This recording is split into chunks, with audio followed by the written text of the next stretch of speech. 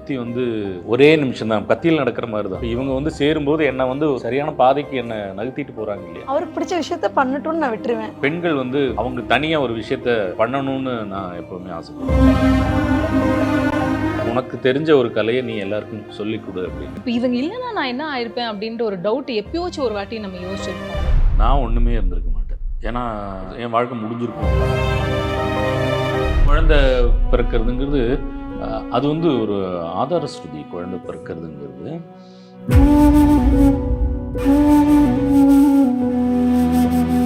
மகளா இருந்து வைஃபா மாறி அப்புறம் மருமகளா மாறி அதை தாண்டி ஒரு அம்மாவா வர்ற அந்த ஸ்டேஜ் இருக்கு.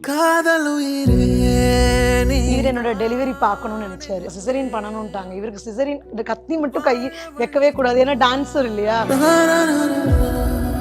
வயிறு அவ்வளோ பெரிய வயிறு வச்சுட்டு லாஸ்ட் டெலிவரிக்கு முந்தின நாள் வரைக்கும் நான் வந்து டான்ஸ் சொல்லி கொடுத்துட்டே தான் இருந்தேன். ஸோ அதனால தான் பையனும் பொண்ணு இப்படி ஆடிட்டே இருக்காங்களான்னு தெரியல. அப்படியே தடிப்பா இருக்கும் தெரியுமா, அந்த புழு கட்டா. கட்டுக்கட்டா. என்னடா பெரிய சைஸ் புழுவை பெற்றிருக்க. இல்ல அந்த மாதிரி நல்லா கொழு இல்ல அவர் எப்படி வர்ணிக்கிறாரு. இல்ல ஏன் அம்மாலாம் என்ன வந்து குட்டி பெருச்சாலின்னு சொல்லிட்டு. மருத்துவம் முதல் பொறியியல் வரை உங்கள் கனவுகளுக்கு சரியான முகவரி Indira group of educational institutions. Call 9841385858. Aachi Masala. எந்த சமையலும் ருசி தேடும் ரகசியம் 20 ரூபாய். கிரியாஸின் அதிரடி ஆடி சேல் 70% வரை தள்ளுபடி. கிரியாஸ், இது நம்ம ஃபேமிலி. அந்த தேடலுக்கான முயற்சின்னு ஒன்று இருக்குல்ல சார். அஃப்கோர்ஸ் அந்த முயற்சியில் வந்து அப்ஸ் அண்ட் டவுன்ஸ் அப்படின்ட்டு இருக்குது. ஏதோ ஒரு கோலை நோக்கி தான் நம்ம ஓடிக்கிட்டு இருக்கோம். ஆனால் அந்த அப்ஸ் அண்ட் டவுன்ஸ்னு இருக்கும்போது நீங்கள் உங்களை புஷ் பண்ணுற ஒரு ஃபேக்டர்னு இருக்கும்ல, கொஞ்சம் மோட்டிவேட்டடாக நானே செல்ஃப் மோட்டிவேஷன் கொடுக்கறது அது ஒரு பக்கம். இவங்க வந்து எவ்வளோ தூரம் உங்களை புஷ் பண்ணுறாங்க மோட்டிவேட்டடாக இருக்குது? அந்த புஷ் இல்லைன்னா இது எதுவுமே நடக்காது. என்னை பொறுத்த வரைக்கும் என்னை வந்து பின்னால் இருந்து ஒரு ஆள் தள்ளணும். அது இல்லைன்னா நம்மளால் எதுவுமே பண்ண முடியாது.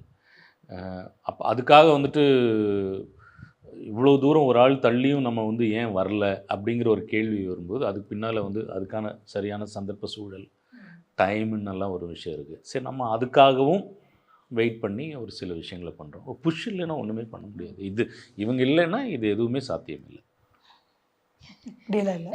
அவர் எனக்கு நான் வர்றதுக்கு முன்னாடி இருந்தே எவ்வளோ கஷ்டப்பட்டது இன்னைக்கு இப்படி வந்து. அப்படி கிடையாது. நீங்கள் ஒரு நிமிஷம் யோசனை பண்ணி பாருங்கள். எனக்கு வந்து நான் அந்த டைமில் என்னை சுற்றி வந்து நிறையா நல்ல விஷயங்களும் இருந்தது, நிறைய கெட்ட விஷயங்களும் இருந்தது.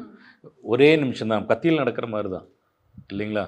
அந்த சைடு விழுந்தாலும் பிரச்சனை, இந்த சைடு விழுந்தாலும் பிரச்சனைங்கிறம்போது இப்போ இவங்க வந்து சேரும்போது என்னை வந்து ஒரு சரியான பாதைக்கு என்னை நகர்த்திட்டு போகிறாங்க இல்லையா. அது ரொம்ப தேவை இல்லையா, அதை அவங்க பண்ணாங்க. ஸோ சொல்லுவாங்களே மேம், எவ்ரி மேனோட சக்ஸஸ்க்கு பின்னாடி ஒரு விமன் இருக்காங்கன்ட்டு. ஸோ அதுதான் ஆக்சுவலி அவர் சொல்ல வராரு. ஆமாம். ஸோ அவர் சொன்னார்ல, புஷ் பண்ணாதான் வந்து நான்லாம் கொஞ்சம் மூவ் ஆவேன் அப்படின்ற மாதிரி அவர் சொன்னது வந்து எந்த ஒரு சினாரியோ நீங்கள் பயங்கரமாக புஷ் பண்ணி இவர் பயங்கரமாக ஒரு சாதிச்ச ஒரு மொமெண்ட்னா அது என்னன்னு சொல்லுவீங்க? இல்லை, நான் என்ன நினைக்கிறேன்னா ஆக்சுவலாக ரொம்ப புஷ் பண்ணி அப்படி நான் பண்ணது இல்லை. அவர் நிறைய மேபி உங்களுக்கே அறியாமையா இருக்கும், ஆனா அவருக்கு அது புஷ்ஷா இருக்கலாம். நான் அவர்கிட்ட ஒரே விஷயம் தான் சொல்லுவேன். நான் ஃப்ரீடம் கொடுத்துருவேன். அந்த ஃப்ரீடம் கொடுத்துட்டாலே அவங்க நினைக்கிற விஷயத்த பண்ணிடுவாங்கன்னு நான் நினைக்கிறேன். நான் ரொம்ப புஷ் பண்ணி அப்படி அவருக்கு பிடிச்ச விஷயத்த பண்ணட்டும்னு நான் விட்டுருவேன். அதுதான் நான் நினைக்கிறேன். இது பண்ணக்கூடாது, அது பண்ண வேண்டாம் அப்படின்னு சொல்ல மாட்டேன். இன்டர்ஃபியர் ஆக மாட்டேன் எந்த இதுலேயும். உண்மையா அதுதான். நான் வந்து அவரோட ஒர்க்கை வந்து அவருக்கு ஃபுல் ஃப்ரீடம் இருக்குது. இது பண்ணிட்டே இருங்க அப்படி அந்த மாதிரி இல்லை. எனக்கு தெரிஞ்ச அப்படி அவர் வந்து என்ன நல்லா வச்சு சொல்லணுன்றதுக்காக அவர் சொல்லிட்டாருன்னு தான் நான் நினைக்கிறேன். உண்மையாக நான் அப்படியெல்லாம் ஒன்றும் புஷ் பண்ணி அவர் வரல. அவரோட டெடிக்கேஷன் தான் முக்கியமான ஒரு விஷயம். புஷ் பண்ணி ஒரு ஆளை இந்த அளவுக்கு கொண்டெல்லாம் வர முடியாது, நான் அப்படி நினைக்கிறேன். அவர் கஷ்டப்பட்டது, அவருடைய வேலையில் அவர் எவ்வளோ ஸ்ரத்தையாக டெடிக்கேஷனோடு இருந்திருக்காரோ அதுதான் அவரோட சக்ஸஸ்க்கு காரணம்னு நான் நினைக்கிறேன். பின்னாடி இருந்து நாங்கள் சப்போர்ட், ஐ மீன் ஃப்ரீடம் கொடுத்தது தான் அப்படின்னு நான் நினைக்கிறேன். அஃப்கோர்ஸ் இது வந்து உங்களோட சப்போர்ட்டுன்ட்டு. இப்போ நீங்கள் கொடுத்த சப்போர்ட்டுன்னு இருக்குல்ல, இப்போ இவங்களுமே இன்னொரு ஃபீல்டில் இருக்காங்க. அவங்களோட ட்ரீம்ஸ், ஏன்னா இன் ஜென்ரலாக ஒரு மித்துன்னு ஒன்று இருக்குல்ல, போஸ்ட் மேரேஜ்க்கு அப்புறமா வந்து அவங்களோட ட்ரீம்ஸ் வந்து காணாமல் போயிடும், அவங்க குடும்பத்துக்காக தான் இருப்பாங்க அப்படின்னு ரொம்ப ஒரு சில பேர் தான் ட்ரீம்ஸை நோக்கி பயணிக்கிறாங்க. அதில் இவங்களும் ஒருத்தங்க அப்படின்னு நல்லாவே தெரியுது. ஸோ நீங்கள் கொடுக்குற சப்போர்ட் இவங்களோட ட்ரீம்ஸ்க்கு? அதே தான் மேம். இப்போ அவங்க என்ன பதில் சொன்னாங்களோ அதே தான். அவங்களுக்கு வந்து ஒரு ஃபுல் ஃப்ரீடம் இருக்குது. அவங்க எப்படி எனக்கு ஒரு ஃப்ரீடம் கொடுத்துருக்கிறதா சொல்கிறாங்களோ அதே தான் அவங்களுக்கும் ஒரு ஃபுல் ஃப்ரீடம் இருக்குது. இன்னொன்று பெண்கள் வந்து அவங்க தனியாக ஒரு விஷயத்த பண்ணணும்னு நான் எப்போவுமே ஆசைப்படுவேன். அது அவங்க வந்து கிட்டத்தட்ட 19-20 வருஷமாக வந்து அவங்க கிளாஸ் எடுக்கிறாங்க. அவங்க வந்து ஒரு டீச்சர், அவங்க பரதநாட்டியம் ஆசிரியை, அவங்க டான்ஸர் அவங்க. அப்போ அந்த கற்றுக்கிட்ட கலையை வந்து மற்ற குழந்தைங்களுக்கு அவங்க கற்றுத்தரணும். அதில் நான் ரொம்ப இதாக இருப்பேன், உனக்கு தெரிஞ்ச ஒரு கலையை நீ எல்லாருக்கும் சொல்லிக் கொடு அப்படின்னு.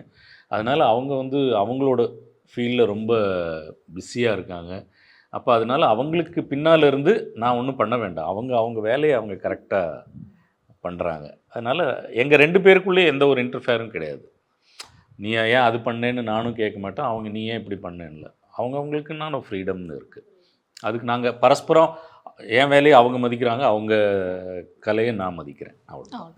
ஓகே, இது வந்து ஹைப்போதெட்டிக்கல் கொஸ்டின் தான் சார். ஒருவேளை நீங்கள் இவங்களை சந்திக்கலை இல்லை இவங்க நீங்கள் சந்திக்கலை அப்படின்னா உங்கள் லைஃப் எப்படி இருக்கும் அப்படின்னு என்னைக்காச்சும் யோசிச்சதுன்னா இன் ஜென்ரல்? ஏன்னா இப்போ ஃபார் இன்ஸ்டன்ஸ் ஏதோ ஒரு சப்போர்ட்னால தான் நம்ம இப்போ ஓடிட்டு இருக்கும்போது இப்போ இவங்க இல்லைன்னா நான் என்ன ஆயிருப்பேன் அப்படின்ற ஒரு டவுட் எப்பயோச்சும் ஒரு வாட்டி நம்ம யோசிச்சிருப்போம்ல. ஸோ அதை நான் ஒன்றுமே இருந்திருக்க மாட்டேன், உண்மையாக தான், ஓப்பனாக என் வாழ்க்கையை.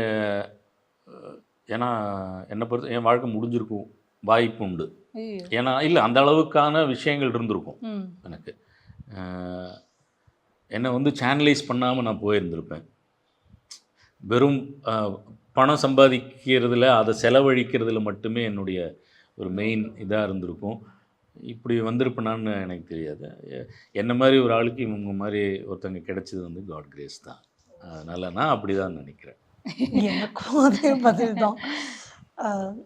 எனக்கு வந்து நான் ஃபஸ்ட்டு நிறைய இன்டர்வியூஸில் சொல்லியிருக்கேன், எனக்கு மேரேஜில் இன்ட்ரெஸ்ட் இல்லை. ஆக்சுவலி உண்மையாக சொல்ல போனால் எனக்கு மேரேஜில் இன்ட்ரெஸ்ட் இல்லை. ஒருவேளை நான் நீங்கள் எப்படி கேட்குறீங்க, மேரேஜ் பண்ணிக்காமல் இருந்திருந்தாவா இல்லை வேற யாராவது சந்திக்கலன்னா என்ன சந்திக்கலை அப்படின்னா கூட நான் வந்து டான்ஸில் தான் இருந்திருப்பேன். இவரோட சப்போர்ட்டில் இன்றைக்கி நான் இன்னும் சூப்பராக இருக்கேன். பட் அது எப்படி இருந்திருக்குன்னு தெரில. ஆனாலும் கண்டிப்பாக நான் ஒரு டான்ஸராக தான் இருந்திருப்பேன். இந்த ஃபீல்டில் தான் இருந்திருப்பேன். பட் ஆனால் இவர் மாதிரி ஒரு ஹஸ்பண்டை மிஸ் பண்ணுறது வந்து நினச்சி பார்க்க முடியல. சரி, ஓகே, அப்படியே கொஞ்சம் ரீவைண்ட் பண்ணி கொண்டு போகலாம் அப்படின்ட்டு. ஏன்னா எந்த ஒரு ஆணும் சரி எந்த ஒரு பெண்ணும் சரி இந்த கல்யாணம் டைமில் வந்து என்ன டிஃப்ரெண்ட் நம்பர் ஆஃப் எமோஷன்ஸ்ன்னு ஒன்று இருக்கும். ஏன்னா இப்போது நான் ஒவ்வொரு படியாக கேட்க போகிறேன். ஒன்று கல்யாணம், அப்புறம் இந்த குழந்தை, அப்புறம் இன்னொரு குழந்தை அப்படின்ட்டு ஆட் ஆன் ரெஸ்பான்சிபிலிட்டி அப்படின்னு இருக்கும்போது ஒரு அம்மா ஸ்தானத்தில் இருக்கிற அந்த அவங்களோட மைண்ட் செட்டும் ஒரு அப்பா அவங்களோட மைண்ட் செட் என்ன அப்படின்ட்டு அஃப்கோர்ஸ் அந்த மேரேஜ்லேருந்து ஆரம்பிக்கலான்ட்டு. ஏன்னா இப்போது உங்களை நம்பி இவங்களை நம்பி நீங்கள் அப்படின்னு இருக்கும்போது அந்த மைண்ட் செட் எப்படி இருந்துச்சு ஆக்சுவலி கல்யாணம் ஆன டைமில்? இல்லை கொஞ்சம் எப்போவுமே வந்துட்டு ஒரு புரிதல்ங்கிற ஒரு விஷயம் இருக்குல்ல. ஜென்ரலாக என்ன சொல்லுவாங்க அப்படின்னா ஹஸ்பண்ட் ஒய்ஃப்குள்ளே சண்டை வரக்கூடாதுன்னு சொல்லுவாங்க.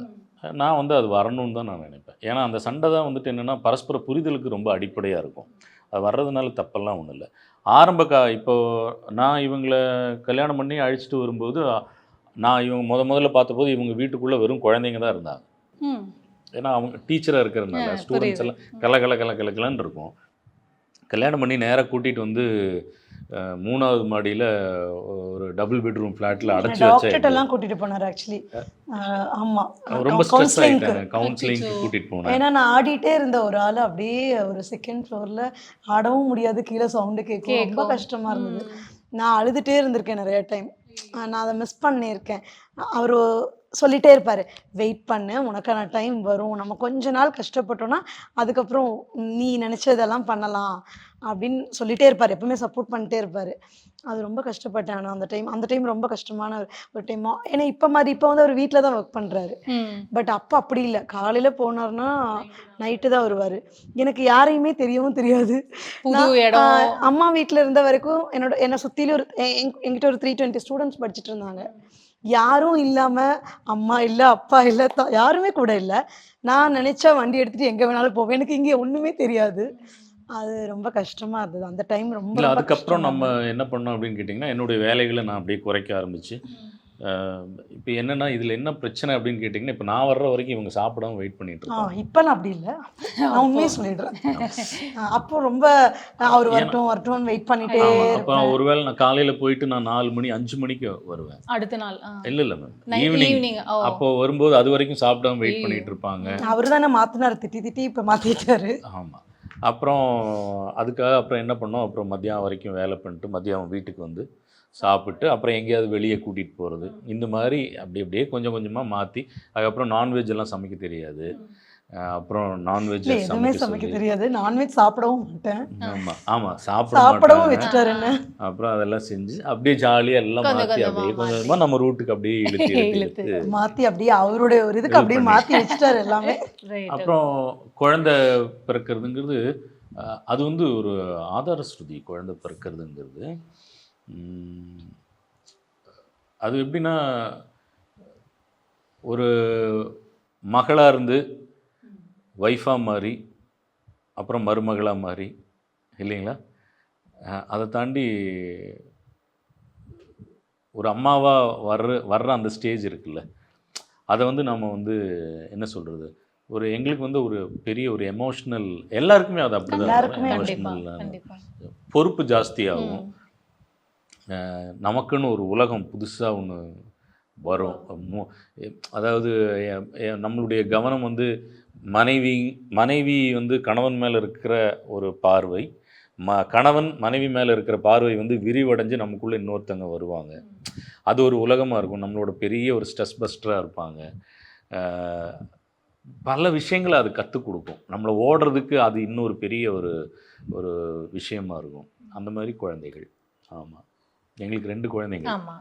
இப்போ அந்த குழந்தை பிறந்த டைம் பற்றி கேட்கலாம் அப்படின்ட்டு. ஏன்னா எவ்ரி ப்ரெக்னன்சி இஸ் டிஃப்ரெண்ட் அப்படின்னு இருக்கும்போது நீங்கள் கோ த்ரூ பண்ண விஷயங்கள் அப்படின்ட்டுலாம் இருக்குல்ல, ஸோ கண்டிப்பாக அதை பற்றி. ஆமாம், அது ரொம்ப கஷ்டமான ஒரு விஷயம்தான்.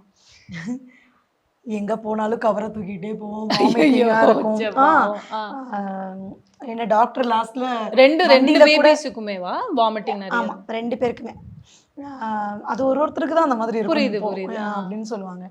ஸோ அப்போ இங்கேருந்து ஒரு கோவில் ரொம்ப கஷ்டம். அதை வந்து அவர் மறக்கவே மாட்டார் லைஃப்ல. பேக்கோட சுற்றணும், இது டிராஃபிக்ல இருக்கும், அப்படியே எடு.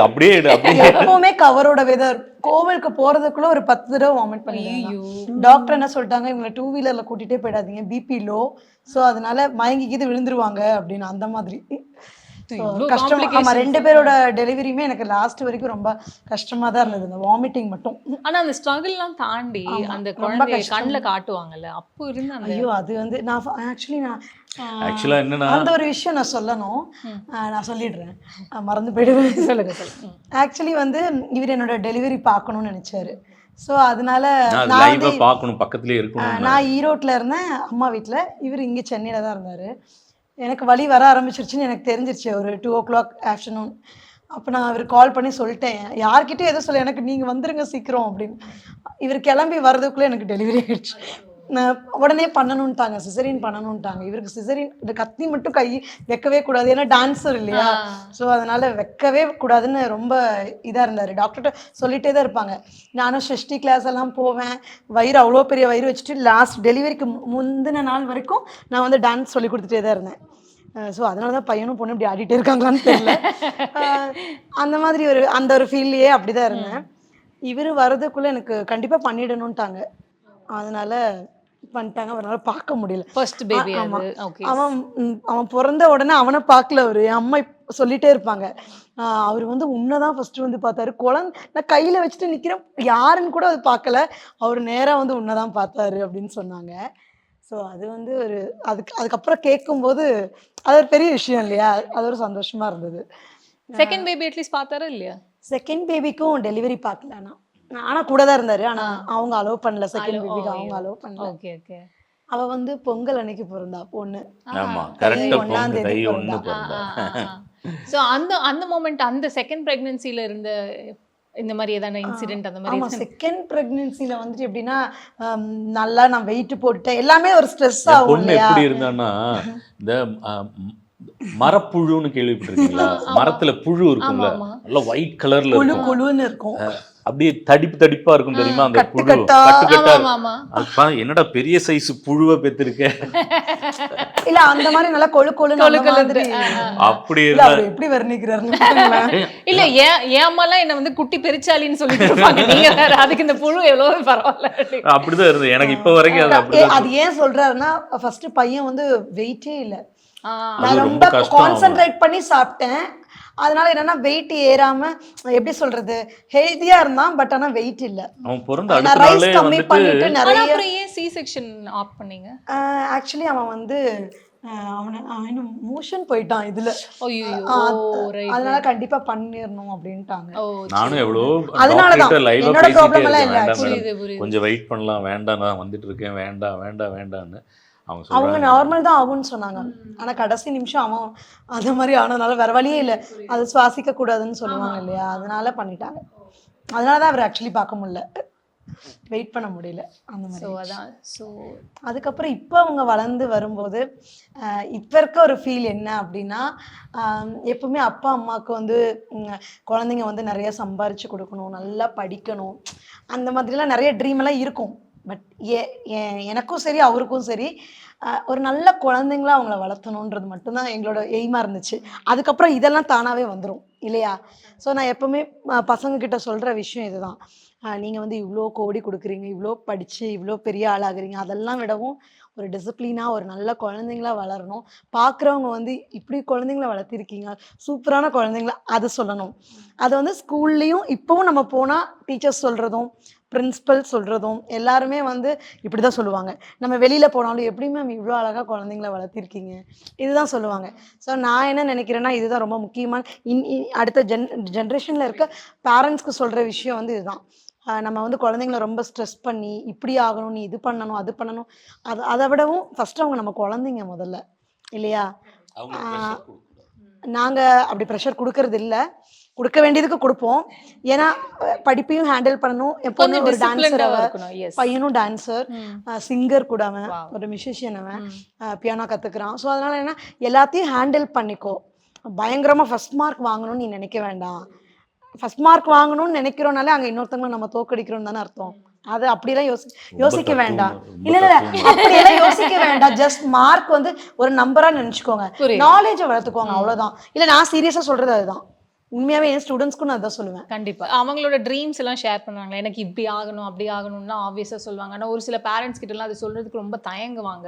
உங்க பசங்க எப்படி சொல்லிடுறாங்க? அவன் ஒரு நாளும் ஒரு காம்படிஷன் போவான். இன்னைக்கு ஒரு காம்படிஷன் போயிருக்கான், முந்தானத்து ஒரு காம்படிஷன் போனான். ஸோ இப்படி போயிட்டே தான் வரும்போதெல்லாம் சொல்லுவான், உன்னை நான் ஒரு நாள் நல்லா சூப்பராக பெருமைப்படுத்துவேன். இது டைலாக் சொல்லிட்டே இருப்பான். அது நீ பண்ணிட்டு காமிடா சொல்லுடா அப்படின்னு சொல்லுங்க. பொண்ணு அப்படியெல்லாம் பெருசா சொல்ல மாட்டா. அவளுக்கு வந்து பெரிய ஹோட்டல் வைக்கணும் அப்படி அதை ஏதோ சொல்லிட்டு இருப்பாங்க. ஆனா பையனுக்கு வந்து ஒரு மியூசிஷியன் ஆகணும், அவனுக்கு அந்த மாதிரி ஒரு ட்ரீம் தான். ஆக்டிங் தான் அவன். அதுக்கான விஷயங்கள் என்னவோ அது பண்ணிட்டு இருக்காங்க. மருத்துவம் முதல் பொறியியல் வரை உங்கள் கனவுகளுக்கு சரியான முகவரி Indira group of educational institutions. Call 9841385858. Aachi Masala. எந்த சமையலும் ருசி தேடும் ரகசியம். 20 ரூபாய். கிரியாஸின் அதிரடி ஆடி சேல் 70% வரை தள்ளுபடி. கிரியாஸ், இது நம்ம ஃபேமிலி.